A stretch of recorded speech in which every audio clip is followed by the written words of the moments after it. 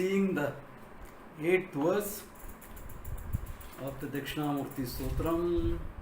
In that we completed, I think, the 12th verse last time. Correct? Yes, Swami. 12. Yeah. Any questions or clarifications up to now?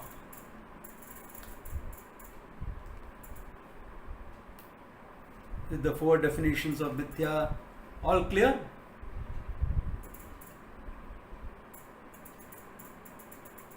Yes, Swami. Okay, Yes, yeah. Swami. Because silence can be interpreted in 100 different ways. Okay. All right. Now let us go ahead. Since he has spoken so much about the cause of the problem as Maya,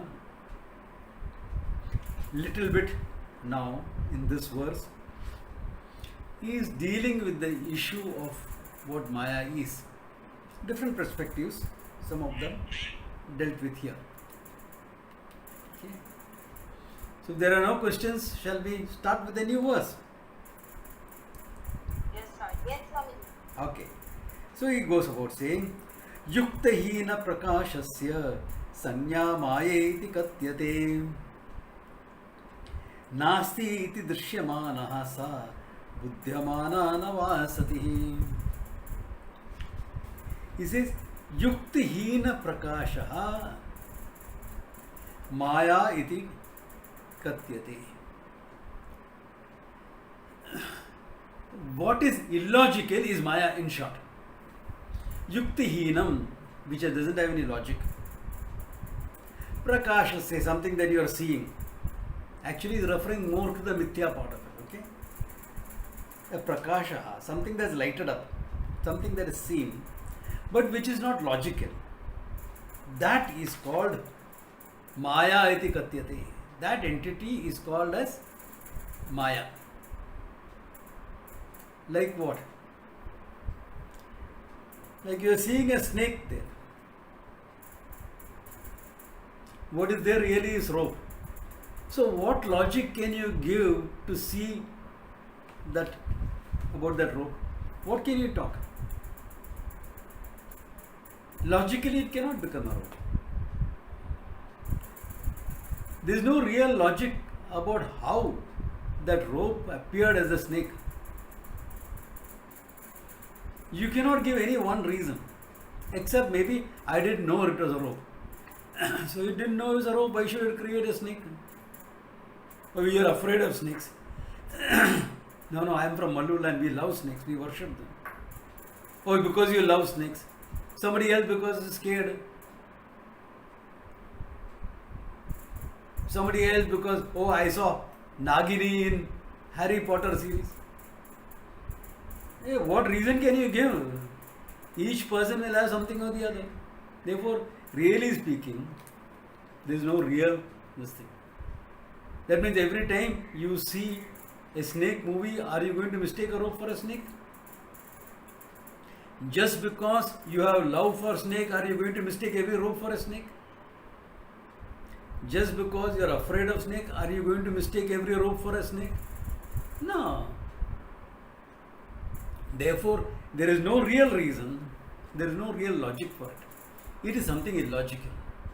Okay? And he gives it more here. Na asti iti drishyamanaha sa buddhyamana navasatihi. Nasati drishyamana. You cannot say it is not there because you are seeing it. You can't say the snake is not there because you are seeing it. Na satihi, nava satihi. Nor can you say it is there. Why? Buddhyamanaha na sati. Because when you know the rope, the snake disappears. Therefore, you cannot say it is, you cannot say it is not there. Either way, you cannot say it. Is or is not cannot be said as far as that snake.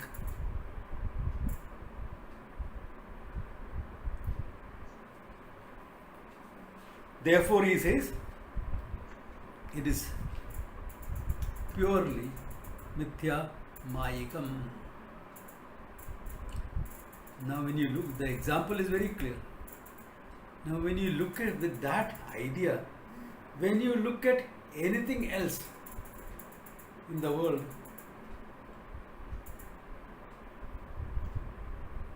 the whole world is like this. The whole world is like this. Flat earth, is it there? Yeah, it's flat, I'm working on it. But Buddhyamane Sati, when you know it, it's round. When you know it, it is round. Now, what about time?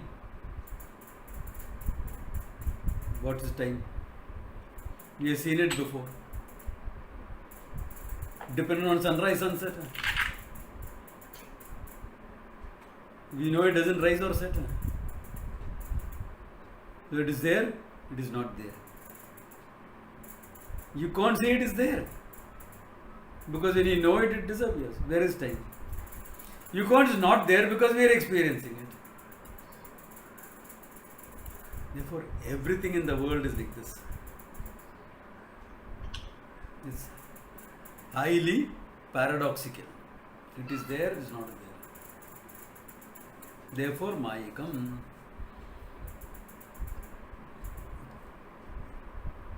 Even if you are giving some scientific logic for it, it's all within a paradigm. Within that paradigm, your logic works. If you go beyond that paradigm, there is no logic for it.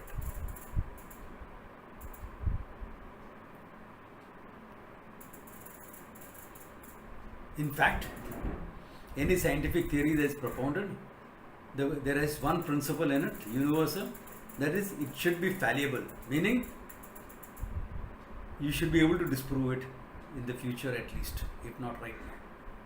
That means what? Everything that is propounded as science is negatable. Badhyavan. Therefore, by its very definition, it is dealing with mithya. Dealing with what is apparent. Dealing with what is not real. Buddhyamane Sati. The whole world is like that. It is there for your experience, but not really there.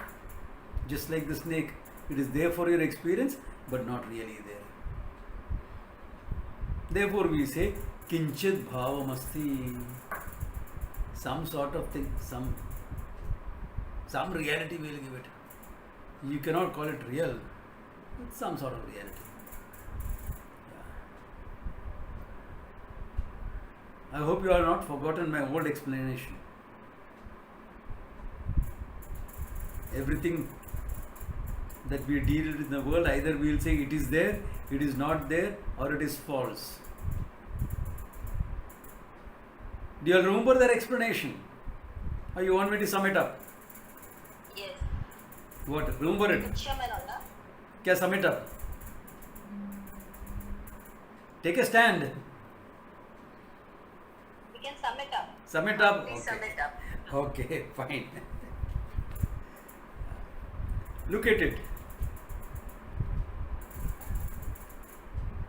Table is. My head is. It is. The horn on my head is not. Is not.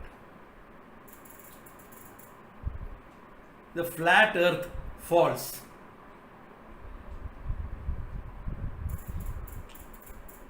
Mirage water false. So is not false. That's all the ontology that we deal with. This is the degrees of reality we are dealing with. So supposing I were to ask, why do you say the sand is real, the desert sand is real, but the mirage water is false? Ramaji, because the mirage water is negatable. Achha. Then based on what you have said, I am going to have a definition of the truth. Abhaditam Satyam. That which cannot be negated is true, is the reality.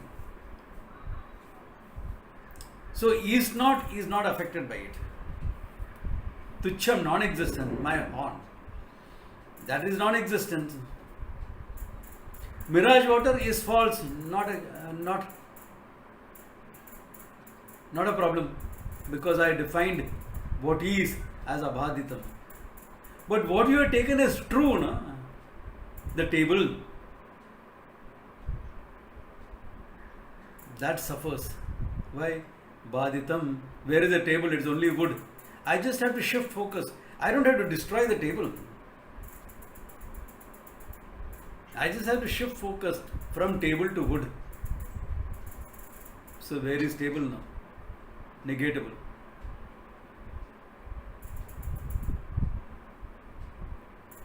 Table is not false like the mirage water. Table is not real. Abhaditam satyam, that which cannot be negated. But it is there. But it is negatable. What is there is only wood.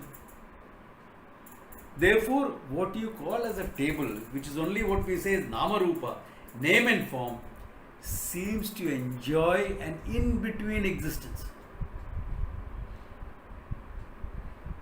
Not Sat, not Asat. Sat Asatbhyam Anirvachaniyam. That's what we call Mithya, Mayikam. That which is a product of Maya, Mithya. Therefore, this reality, the whole world is made up of this reality alone. There is no other reality. There is no other reality. This is all the reality that is there. Sat Asatbhyam Anirvachaniyam. No other reality meaning no other reality in your functioning. You are the real Abhaditam Satyam. That doesn't change. Okay? That Abhaditam Satyam that you are doesn't change. That is a reality. In your functioning, in fact, I will go one step further to say all that you are taken in functioning is only perceptions.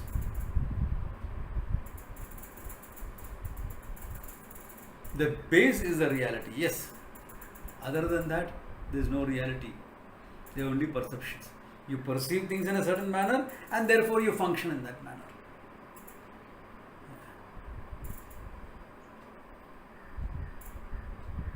Swamiji, I have a question. Can I ask?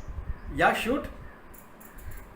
So can I say that in the functioning world, all this appears because of error of perception, also because I have a wrong notion, and because of my adhyasa, it's all... Yeah, it is adhyasa. It is because of your ignorance of the reality. Because you don't know the reality, there is an appearance. Which is not a problem. If you knew the reality, the appearance would not be a problem. If I knew what was there was rope, but it is appearing as a snake, there is no problem, I will enjoy the appearance. But I take the appearance as reality, that is adhyasa. Taking the appearance as real is the adhyasa. And that's what creates the problem. Because appearance is mistaken to be real. Then all the problems become real. Everything becomes real. Otherwise, there's something has to be dealt with.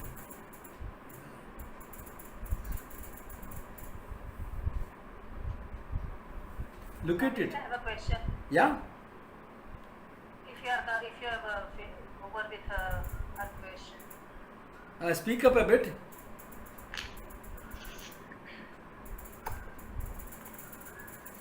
Yeah, what is your question? Yeah, you said, Swamiji, that everything in science should be fallible. So is it like a? Can you elaborate on that? Everything you see is? No, everything in science is should be fallible, negatable. Yeah. See, any theory that is propounded in science, you are proving it now with your experimental verification, etc. But any theory that is propounded, one clause there is that theory should have the possibility of being misproved, of being disproved. That's what you call fallibility of the theory. Because beyond certain conditions it won't work. It will work only under certain given conditions. Huh? Like certain things will work under Newtonian physics. Certain things will work under Newtonian physics. But if you are shifting the paradigm outside the scope of Earth's gravitational force, etc., the same thing doesn't work. So you always have under certain paradigms it will work, other places it won't work. Therefore, by its very definition, it is badhitam, negatable. That's what they're trying to say. In brief, I'm simplifying it, okay?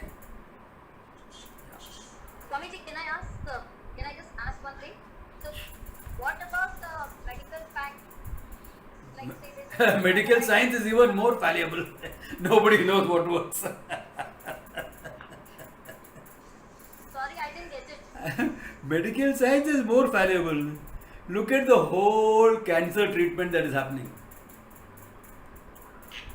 Surgery, chemo, radiation, hormonal treatment. That's all there is there. Once we really find a cure for cancer, all this is going to be criticized. How come people could do something so bad? We are doing it, the treatment, because nothing else is available right now. Right now, like for example, what is available for the virus that's going around? COVID-19. You're trying a lot of stuff. What seems to work, seems to work. No, I'm not talking about the treatment and all that. Then? I'm talking about like blood. Blood is red. So that's a fact, right? Blood is red, doesn't always remain red. It depends upon the amount of oxygen that is there in it. Yeah. Nothing is definite, okay? Nothing is definite. Yeah. Nothing is definite. There is no finality in anything. Okay. Let us say, I'll give you another example. The color of the dress I am wearing is what? Orange? Saffron, orange, what do you want to call it? But really speaking, this cloth has all the colors but orange. Why? Orange is the only color that is being reflected. Everything else is being absorbed. So you're defining the cloth as orange by what the cloth is throwing out. So is the cloth really orange? You're perceiving it as an orange because orange color is being reflected. Violet, indigo, blue, green, yellow, orange and red. 7 colors of the spectrum. Okay. All other colors are absorbed. Therefore, this cloth has all the other colors. All the other colors are there. The only color that is not there is orange. But you're calling it orange cloth. Saffron cloth. So is it really orange cloth? According to science? Can you see the paradox? The mithyatvam of things. You're define a thing by what is rejected. I don't have orange in this. The cloth will say, I don't have orange in me. I have violet, indigo, blue, green, yellow. I don't have orange. But you're calling it orange.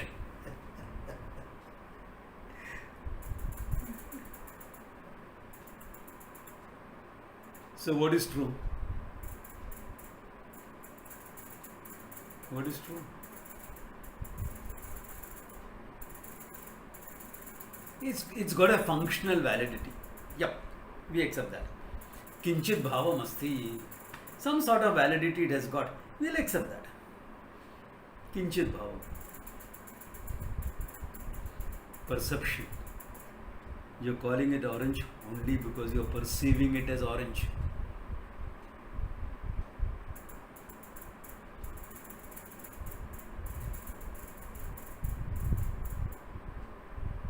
Then I'll ask you another question, okay? Typical male question this is. If orange is a color, why not apple be a color? in just a joke, okay? You have apple green, different from sea green. Okay. Anyway, all that is different. Okay. Why? Perception based.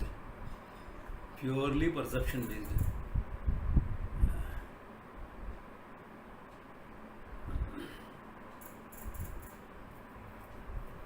Any other questions? Yes, Swamiji. What is that? Shoot. Puchli Swamiji in one of the places he had said about peacock that he feels that peacock has so many beautiful colors, but it is all. Sorry, you're not clear. There. So can you explain on that? Puja Swamiji has said, Swamiji please. had said once about peacock. About peacock. Colors that we think that oh beautiful peacock feathers. Yeah. Peacock feather. Correct. It has so many colors and also. Correct. He was saying the same thing what you said. So can you elaborate on how I see so Why? many colors in that feather? See, anything is like that, So Baba. many colors are seen in that feather. So, look at it. When you look at a peacock feather, is it one thing or is it made up of many things? Many things. Many things, exactly. So some things are reflecting different colors. It is not a composite, it is not a uniform whole. It is not a homogeneous whole. It's a composite put together of a lot of things. Therefore, a lot of things are reflecting different colors. So all the colors that are reflected are seen. The colors that are absorbed is not seen. Therefore, the peacock's feather reflects a lot of colors. Therefore, you see a lot of colors in it. But what I said basically is true. I used a one composite example. A simple example I used. One cloth, one color. The same thing is applicable because everything is made up of parts. Wait until this cloth starts fading more. Then some part will appear more whitish, some part will be more dark, some part may be stained. What is that?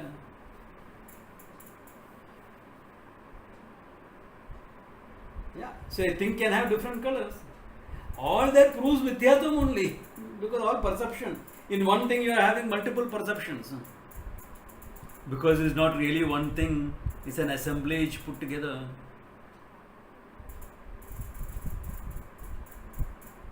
Everything is like that. Assemblies. Yeah. That proves the Mithyatvam of the world. Mayikam in nature. Pure Maya. What is the reality? That is the question. Everything is just a projection. Everything is just perception these days.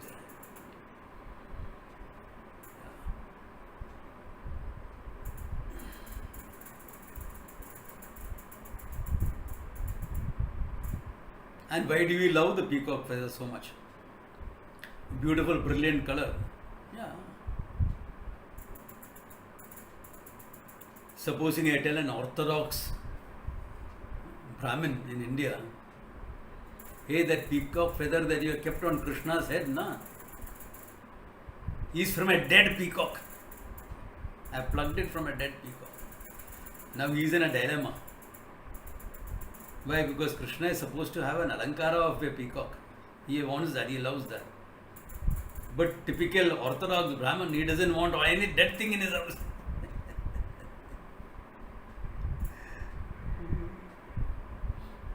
Perceptions, can you see that? Your perception.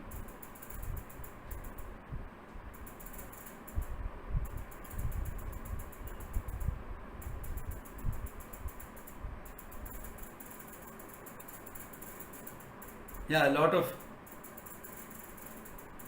your people, there was a craze 30-40 years ago. When I was in Rishikesh, people would ask me, Swamiji, can you get a deer skin from Rishikesh? Why? I want to sit down and meditate on the deer skin. As though anything great is going to happen to him because he used a great deer skin. Okay.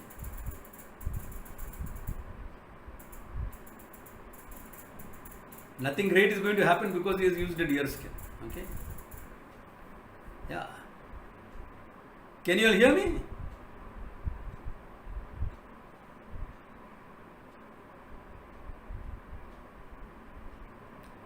Yeah. Nothing great is going to happen to you because you use a deer skin. But there was this craze. And I used to ask all of them, you want to skin an animal and use the skin for meditation? What is this? Now some of your rishis use, no? Our rishis never went and killed something. Deers also die, you know. In the ashram there would be deers. When they die, they skinned it and used it.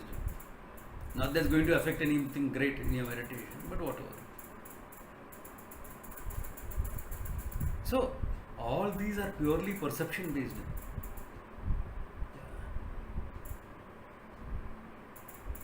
Like I know another character, for years he used to put this deer skin and meditate, and he think his meditation was very great because of the deer skin.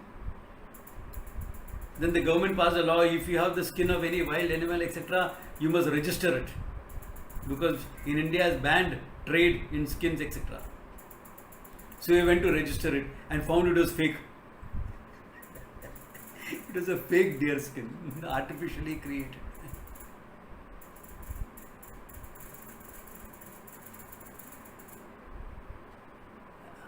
Artificially created. It's artificially created, then what happens? All these years he thought he was meditating and he was getting great meditation. It's all not true. Placebo effect. Sheer placebo effect. No. Perception. The whole functioning is based on your perception only. Okay. Clear about all these questions? Shall we go ahead?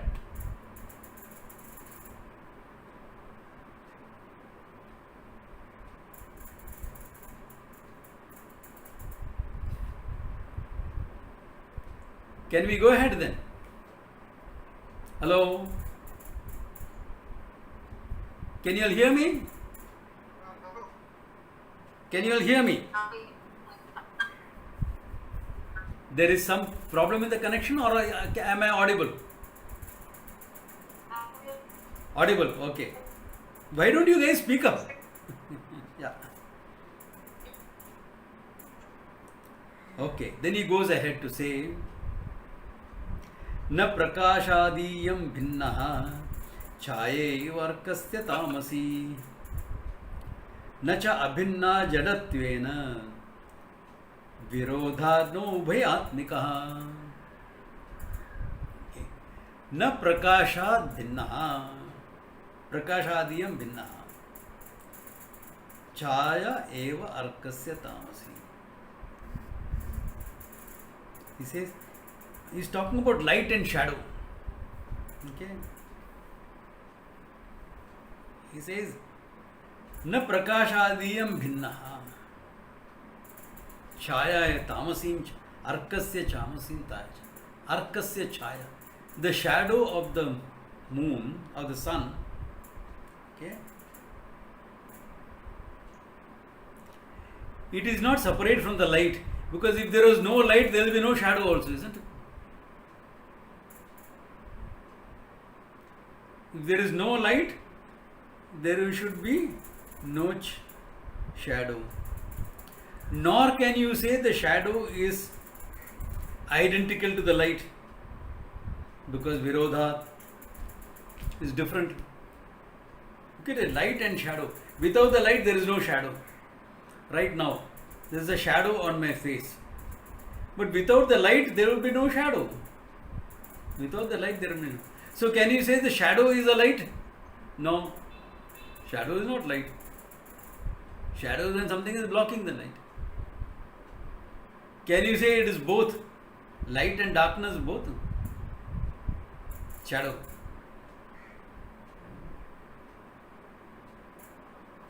You can't. You can't say. You can't say it is both light and shadow. Why? Because it's not. That's the nature of it. Yeah. That's the nature. It cannot be both light and shadow.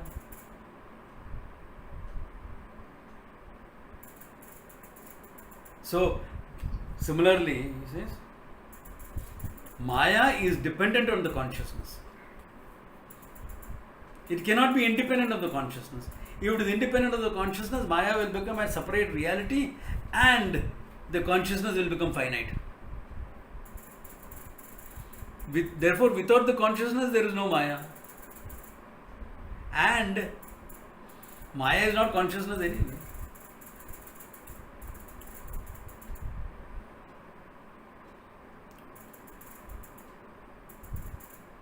Are you all getting this? It's important to see this. It is not consciousness. At the same time, without the consciousness, Maya cannot be there. Can you even say that Maya hides the consciousness? Can you see that?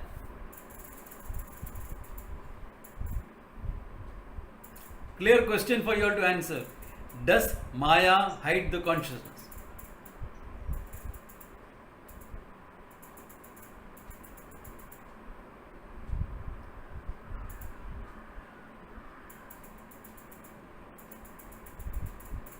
Yeah? Does Maya hide the consciousness? Yes or no?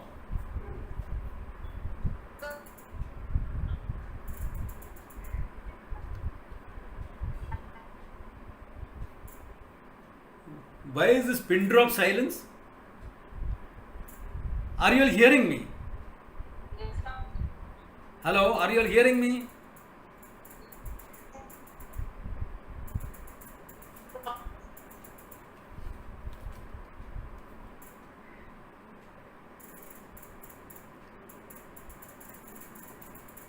Okay, there is a little problem here in terms of sometimes it's getting disconnected. I don't know why. Normally it never would happen, but today it's happening. Okay, my question is simple. Does Maya hide the consciousness? No. No. No? But you don't know the consciousness of what you are because of Maya.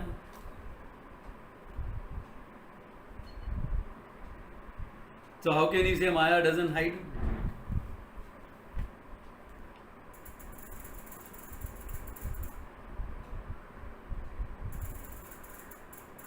How can you say Maya doesn't hide?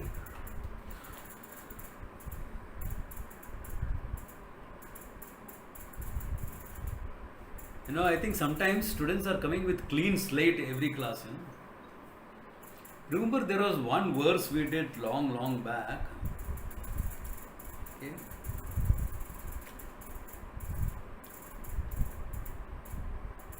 Ganachanna buddhihi ganachanna markam yatha manyate chati moodaha. Yaad hai ye verse? Do you remember this verse?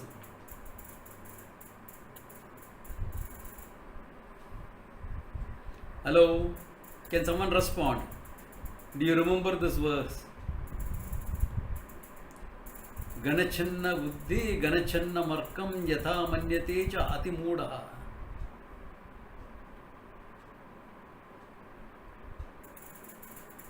If somebody doesn't respond, I think I'll close the class, okay?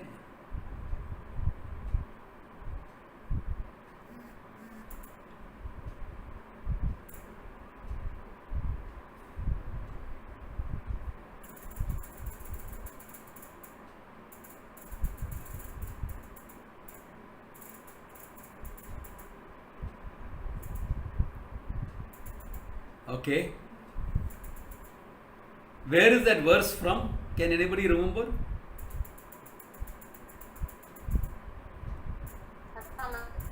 Hastamalakiyam, exactly. So what does it say? Your perception is covered, your buddhi, your perception of the sun is covered, and you are saying the sun is covered. Similarly, Maya cannot cover the consciousness. It only covers my mind. Avidya covers my mind, not the consciousness. Therefore, it cannot say it's independent of the consciousness. You cannot say it's the same as consciousness. Because the nature of Maya is to cover, to hide. It is the nature of darkness, not of the nature of light. Therefore, it is not the consciousness, it is not independent of the consciousness either. It's important to get this. It is not the consciousness, it is not independent of the consciousness either. Therefore, Maya is a dependent reality.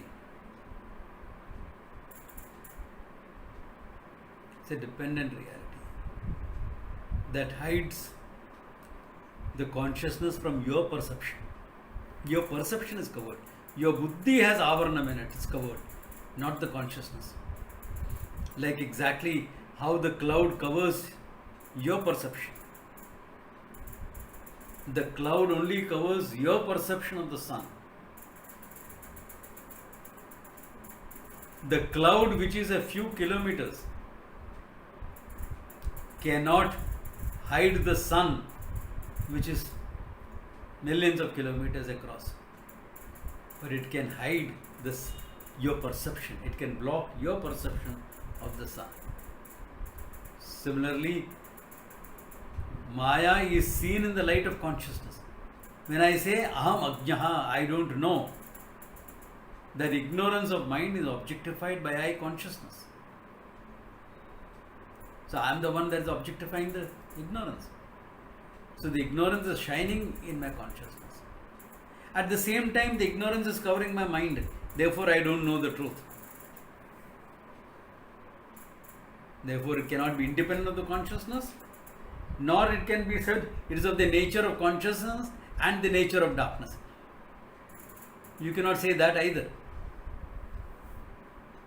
Like if you look at the verse, he says, Virodhat na ubhayatmikaha.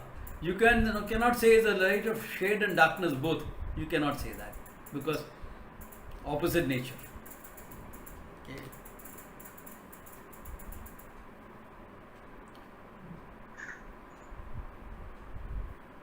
Now,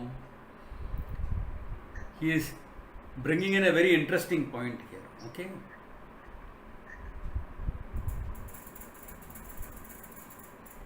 स्वेहेतुत्वात् अभवयो भावं नेयं सावयो उच्यते न च अवयवहीना सा कार्येषु अवयवान्विता.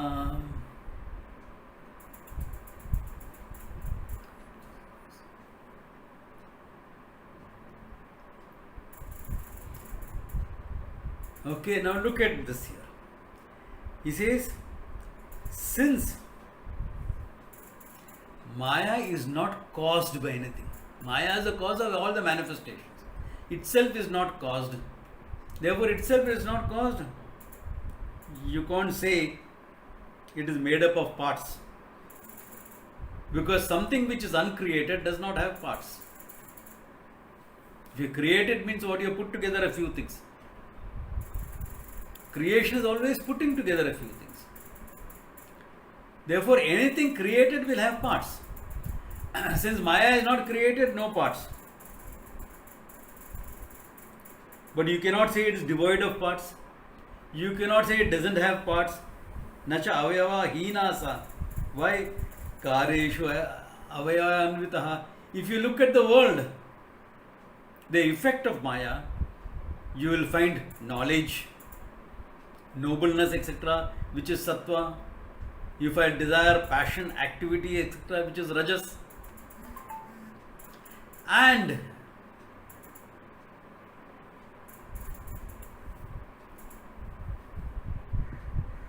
so you will find it is made up of, there is sattva, knowledge in the creation. There is Rajas, which is activity, desire, etc. And there is also Tamas. There is also Tamas. Look at it. To summarize, okay, the whole thing, the 15th verse again. Maya itself is not created. Because Maya itself is not created, it doesn't have parts. Only a created entity will have parts. Because the moment you say creation, it implies putting together something. Therefore, Maya being uncreated doesn't have parts. At the same time, if you are looking at the effects of Maya, it has got Sattva, Rajas, Tamas in it, the whole world.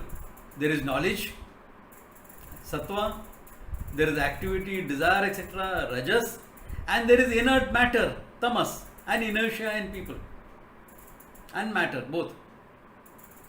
Therefore, if you are looking at the effect of Maya, there is Sattva, Rajas, Tamas. That means the cause also must have Sattva, Rajas, Tamas. But itself is an uncreated entity, therefore it should not have parts. What is the verse trying to say? It is trying to say the very paradoxical nature of Maya.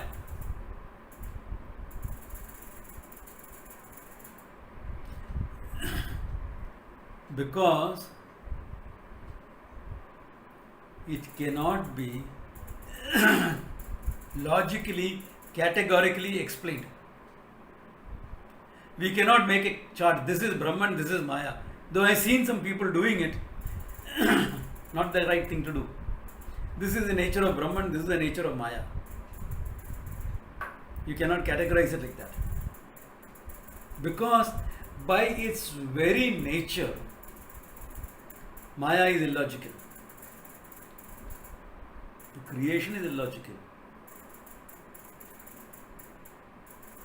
Quantum physics is only confirming that the creation is illogical. What's an electron, a particle or a wave? So because there's a big debate going on and some scientists came with a solution. When you observe it, it's a particle, otherwise it's a wave. So I was tempted to ask the scientist, what do you mean? When you observe it, the electron gets self-conscious and freezes up into a particle. When you don't observe it, it is free and flows like a wave. What is it? Is there an energy which sometimes behaves like a particle? Is a particle which has energy in it? What is it? Sometimes this, sometimes that. It is sometimes this, sometimes that. There is no vyavastha. There is no definiteness. Mayikam. Mayikam. Nithyatvam. But it's functionally valid. We can use it for this. Of course, who doesn't deny functional validity? In fact, we are saying that which is functional is Mayikam. Yeah, anything that's functional is because of Maya. Who is saying no to that? And so we fully accept the functional validity. What we are dismissing is the absolute reality for it. Functional validity is accepted. And what's the problem? Thank God. Because of Maya, I can function. Because of Maya, I, the all-pervading consciousness, can go for a walk and come back.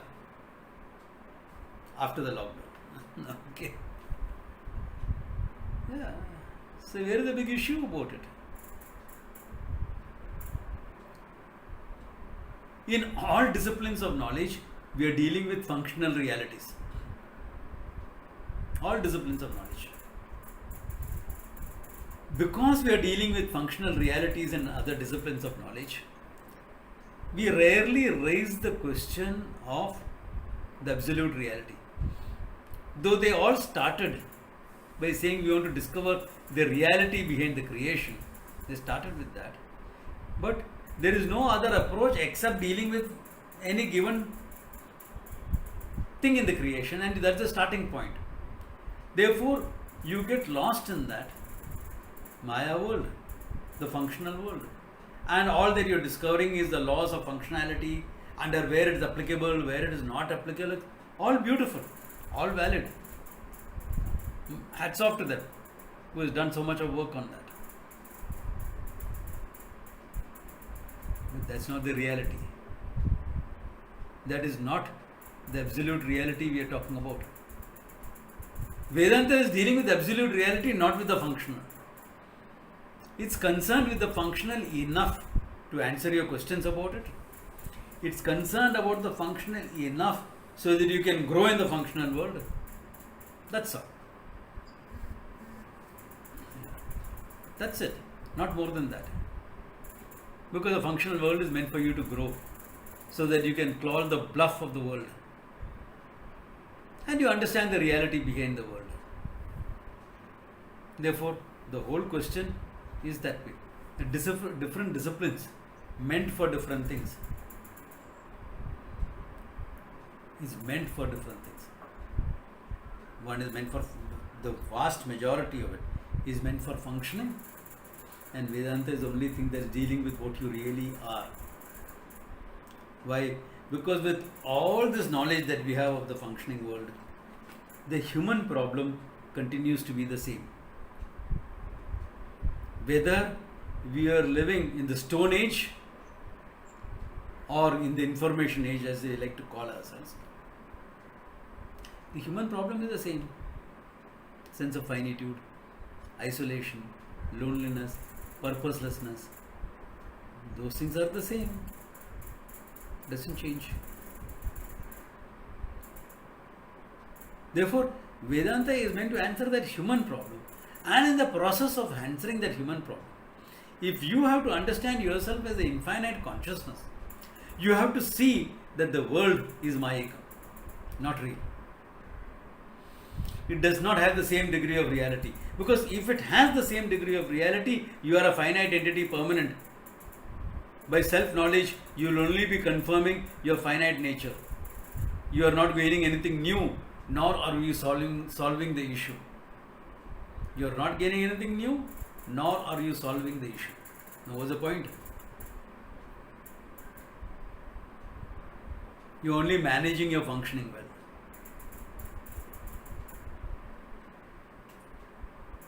You're managing your functioning, yeah. You're so busy managing your functioning, you're not seeing the reality of what it is. You're not seeing where you're headed. You're too busy managing. Yeah. You're so busy managing things. Though you started your inquiry into understanding what is reality, but got caught up in the details. That's the very nature of Maya. Even you have to be careful, even in the study of Vedanta, you are studying the whole thing to understand the truth. Don't get lost in the scholarship. It's good to have scholarship in any field. The thing is, we are not teaching a book. We are not unfolding, we are unfolding what you are.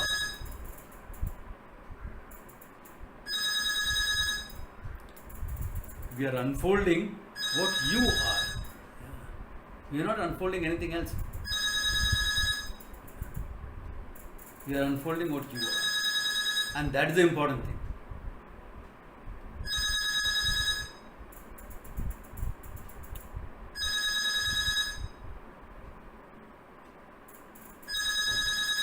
I hope you get that point of it here.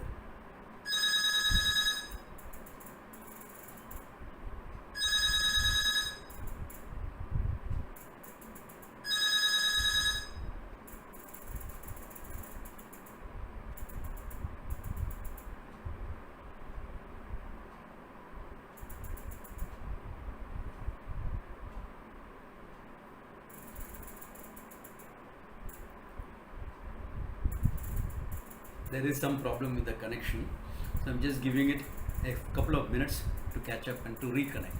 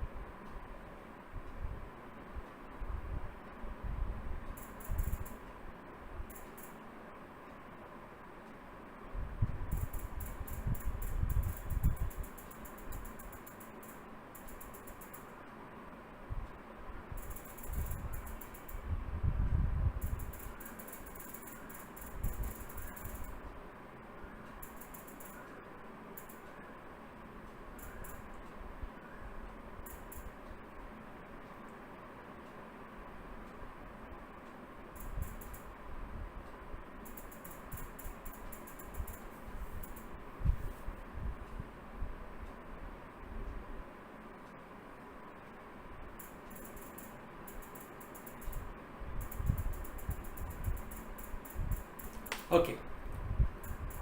This being the case, okay,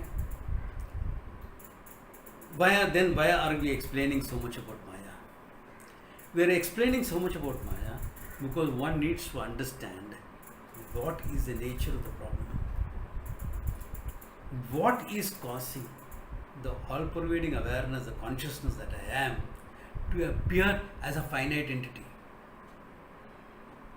The whole attempt is only this much, that how the reality appears as the world, how the reality appears as a finite being who is looking at the world, how the reality is feeling, the all-pervading consciousness is feeling so limited, because that is my state. There is a doha of Kabir that says that हाय इंसान के बद भक्ति है अंदाज के बाहर, खुद खुदा होकर बंदा नजर आते हैं. The lot of the people, the bad lot of the people is beyond all understanding, he says. Why? खुद खुदा होकर, being nothing but the Lord of the universe, the consciousness itself, it appears as a bound, limited entity. He's saying, oh Lord, free me from the samsara. And really speaking, the Lord should be looking at you and saying, what samsara are you talking about? What is the samsara that you are talking about? There is no samsara here. There is no samsara.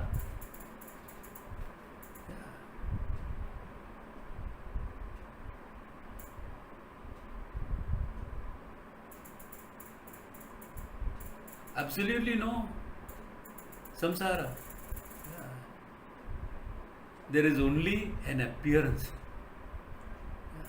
and that appearance is being mistaken just because of an appearance. So your whole problem of samsara is an illegitimate problem, not a real problem.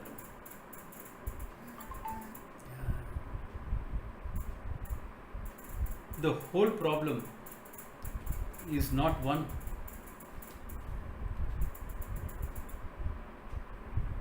The whole problem is not real. The whole problem is based. The whole problem is based. Yeah, I know there is a problem of connecting. Yes. Hello. Yeah. Swamiji, we can't hear you at all. I know the connection is just gone off and is not coming back again. But I am going to record a few things and put it up. You all can hear the recording. Okay? Okay, so shall I? 1 second, I am trying to reconnect.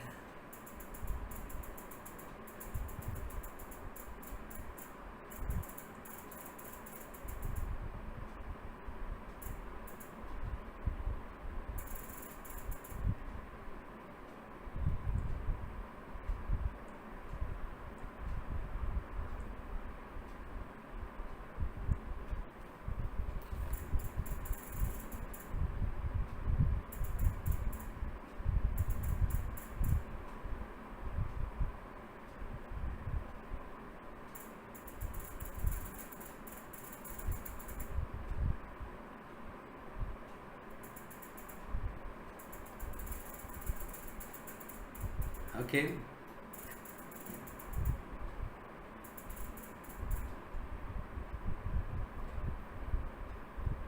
Can you all hear me now? Because I have reconnected now. Yeah. So the whole problem that is there is purely based on something that is not true. So the whole discussion of Maya is only to make you understand that the problem is an illegitimate one. There is no real problem. So therefore, some description of Maya, etc. is given just to understand what makes the all-pervading consciousness appear as a finite entity, appear as a world, both. and how the whole game starts. Okay. Good place to stop. Om Tat Sat.